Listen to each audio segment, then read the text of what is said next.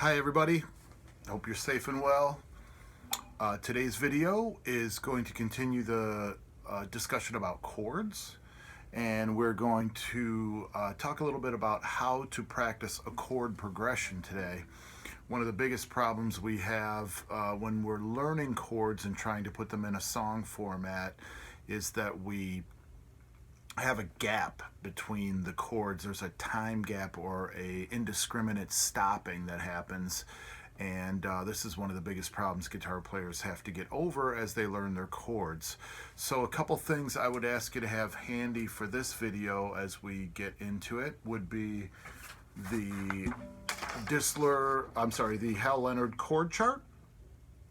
This is our list of 15 chords, and so you can refer to that. And then the Distler PDFs, I'm going to concentrate on page 39 this time. Last time I went over page 38, and just as a quick review, that kind of categorized the chords in two different ways. One was the chords that used open strings in the bass, so any E chord, any A chord,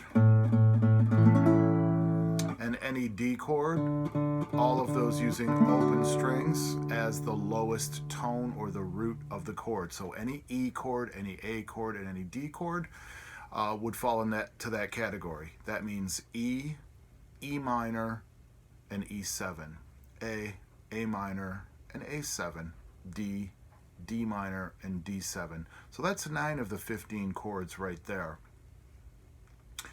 The other chords would be chords that have fretted notes in the bass, like C. You can see E, F, G, A, B, C. I'm using the lowest possible C. E, F, G, the G chord. B7, A, B, or even the F chord, which uses the middle F. That's the one exception to using the lowest possible root on your natural scale. You can see I have my nylon string guitar here today, and I'll be playing on that for the video. We call it a classical guitar. Left leg's lifted up, so the guitar's leaning up a little bit. This helps, again, facilitate reaching the neck and keeping the guitar in place, and also moving my right hand around for picking. But we'll keep this strumming fairly simple again and discuss how to practice a chord progression.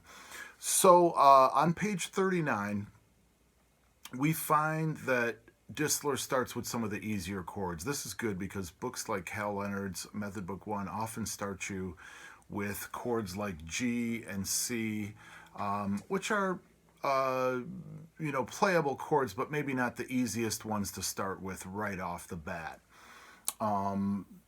Any of the E chords, the A chords, and the D chords, I would suggest would be the ones to start with, especially the E. If you've never played a chord before, E or E minor can be very simple. It's all 6 strings, so you don't have to worry about hitting a particular string or leaving a string out. You can play all 6. And I'm holding down 2 fingers, one on B on the A string and one on E on the D string. And if I add a G sharp on the G string, which would be 1st fret, I'll get an E. So one of the things, again, before we get into this progression on page 39, is that if you learn an E chord, an A chord, and a D chord, the variations of those chords, for example, if I learn E, E minor, and E7, are only one note different from the E chord. So you can think of that as the starting point or the reference chord. And then, for example, when I play the E and I'm using that G sharp on the G string, I just lift that finger off and the chord changes to E minor.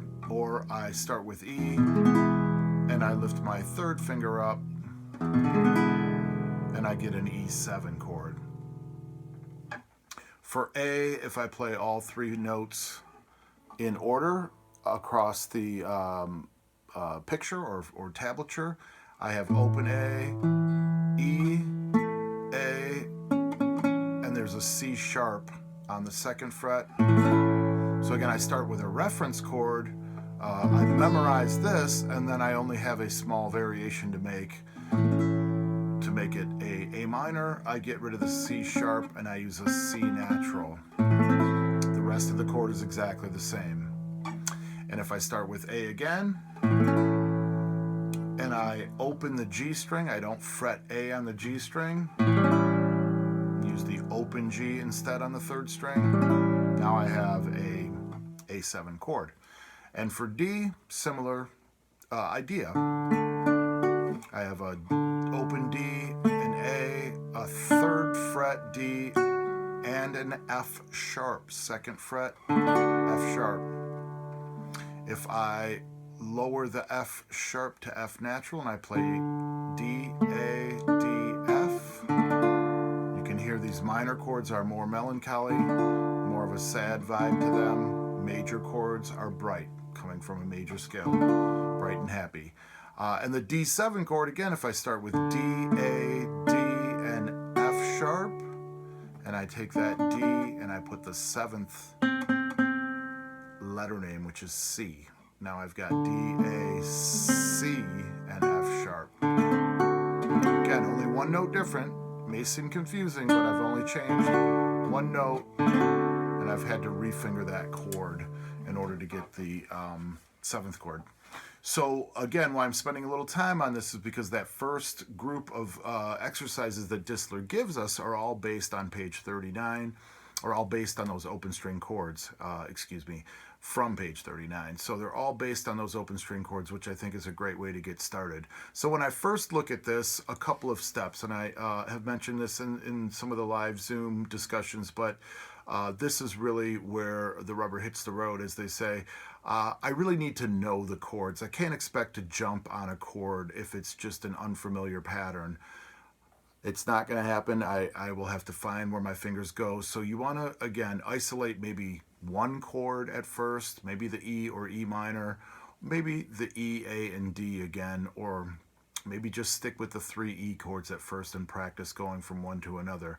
But I eventually will start to build a little vocabulary that by repetition my fingers will get some muscle memory and I'll know where to go. So the first step in looking at the first progression number 1 on page 39, which is E minor, that's the first chord, A7, and then D, and then it goes back to A7 and back to E minor.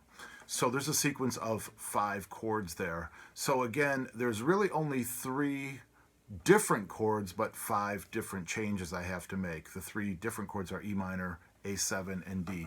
So again, start practicing just the chords. Don't try and play them in rhythm. You need to know where your fingers go for each chord and get them there as together as possible. So that's the first problem I have to solve. If I'm building each chord like this, then it's going to take twice as long, 3 times as long as it would if I was just dropping my fingers down together. So I'm going to practice, again, E minor, but I'm not going to practice doing this. Once I initially find the chord, I need to practice stamping. So here I go, I find the chord, and then I lift the fingers together and try to lay them down together. Do it in a very slow motion kind of way. So again, I can find them one at a time, but once I do find them, I'm going to lift just a little bit and stamp them back down. Just maybe a 1/4 inch and stamp them back together. Try not to let one finger drop down before the other, okay? I'm going to find the notes and then work on stamping and keeping my hand in that shape as I lift up. Eventually you can go away and disorient your fingers and then try to get them to come back together. Again, that's a great sort of silent practice you can do just with one hand, getting used to where those fingers go. So for the second chord, I'm going to find the A7. I'm going to find A and C sharp. Once I found it, I'm going to lift and practice stamping the chord down. Okay, this is a technique guitar players use over all the different styles, classical, rock, jazz. You have to be able to build the chord without doing that. You have to be able to jump on the chord as a one motion, and it takes some practice. So the D chord, again, I have an A, a D, and an F sharp.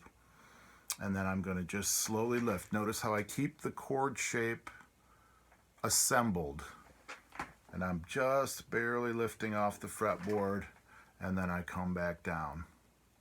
Okay, so I'm going to address the chord progression and how to practice it. Let's say I know the chords well enough to kind of get to them, maybe a little slow, but I can find them without having to look at the picture each time. So I'm just going to strum E minor with no rhythm, no counting. I'm going to lift up and try to drop the A7 down. And then I'm going to lift up, and I have to rearrange my fingers and change my hand position. And there's the D chord. Then I go back to A7, and then back to E minor, no counting.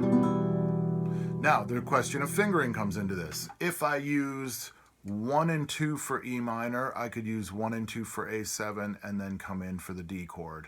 And I think that's what she's kind of alluding to here, is a repetition of fingering. I am comfortable playing with my longest finger furthest away from the palm of my hand. That's the middle finger. So I use 2 and 3 for E minor. Again, I have the experience. I can play it with any set of fingers I want, and I'm going for the most comfortable fingering for myself, which is 2 and 3, and then 2 and 3 for A7 as well. And then I can switch the fingering relatively easily to the D chord. So you could practice doing 1 and 2, 1 and 2, 1 and 2, moving across the frets like that, or 2 and 3, 2 and 3, 1 and 2. You could even do 2 and 3, 1 and 2, and 1 and 2, moving across the fretboard.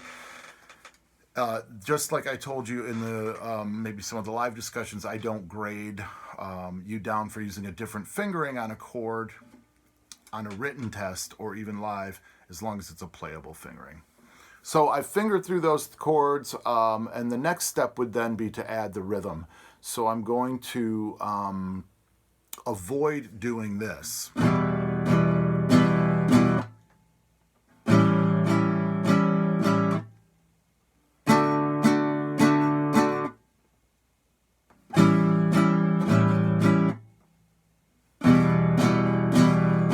We often as guitar players get stuck doing that kind of thing where we're learning a song and we know what it should sound like, we know the tempo it should be in, so we start strumming that way on the first chord, and then we have to stop and find the next chord and stop.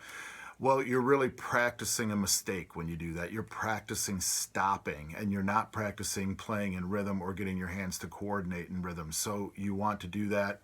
And here's the first step that I think is very helpful, and that is to play whole notes on each chord, let it ring for 4 beats, and get off the old chord early to get to the new chord on time. So I'll show you what I mean. 1, 2, 3, 4. E minor, I'm thinking of A7. I get there, I'm thinking of D, I leave the old chord, getting back to A7, and then back to E minor. So I'd rather get off the old chord to get to the new chord on time than have that gap between the chords. Someone could actually drum to this. Someone could sing over the top of this. They can't if you keep stopping. Okay? And then you can cut the time shorter and shorter. If I did half notes, 2 half notes of the same chord per measure. 1, 2, 3, 4. 1, 2, 3, 4. 1, still leaving the old chord early, but the time is shorter now. And then with quarter notes, I only have 1 beat to change.